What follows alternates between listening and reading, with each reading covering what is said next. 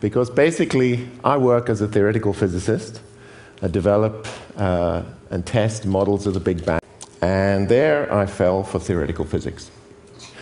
Well, I'm not going to explain this equation, but theoretical physics is really an amazing subject. We can write down all the laws of physics we know in one line. And admittedly, it's in a very shorthand notation, and it contains 18 free parameters, okay, which we have to fit to the data. So it's not the final story, but it's an incredibly powerful summary of everything we know about nature at the most basic level. And apart from a few very important loose ends, which you've heard about here, like dark energy and dark matter, this equation seems to describe everything about the universe and what's in it. But there's one big puzzle remaining, and this was most succinctly put to me by my primary school math teacher in Tanzania, who's a wonderful Scottish lady who I still stay in touch with. And she's now in her 80s. And when I tried to explain my work to her, she said, she sort of waved away all the details. She said, "Neil, there's only one question that really matters. What banged?" Everyone talks about the Big Bang. What banged? And she's right.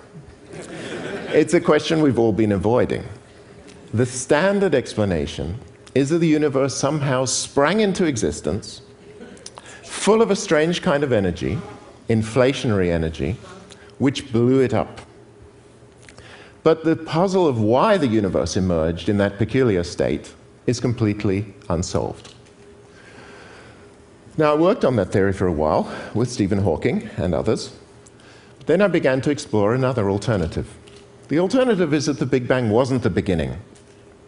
Perhaps the universe existed before the Bang, and the Bang was just a violent event in a pre-existing universe.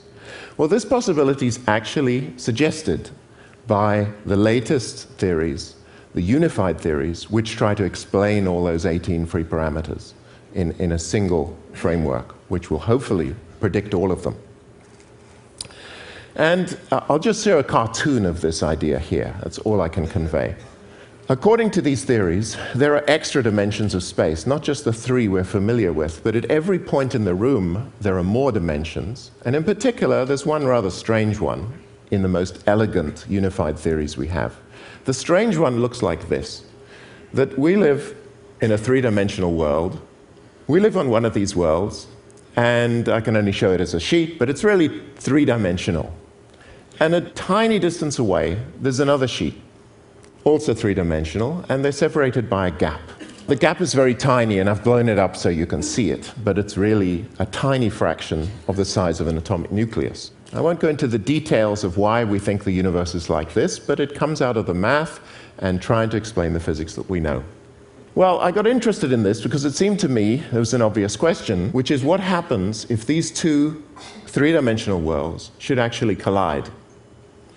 And if they collide, it would look a lot like the Big Bang, but it's slightly different than in the conventional picture. Conventional picture, the Big Bang is a point. Everything comes out of a point. You have infinite density, and all the equations break down. No hope of describing that. In this picture, you'll notice, the Bang is extended. It's not a point. The density of matter is finite, and we have a chance of a consistent set of equations that can describe the whole process. So to cut a long story short, we've explored this alternative. We've shown that it can fit all of the data that we have about the formation of galaxies, the fluctuations in the microwave background. Furthermore, there's an experimental way to tell this theory apart from the inflationary explanation I told you before. It involves gravitational waves. And in this scenario, not only was the Big Bang not the beginning, as you can see from the picture, it can happen over and over again.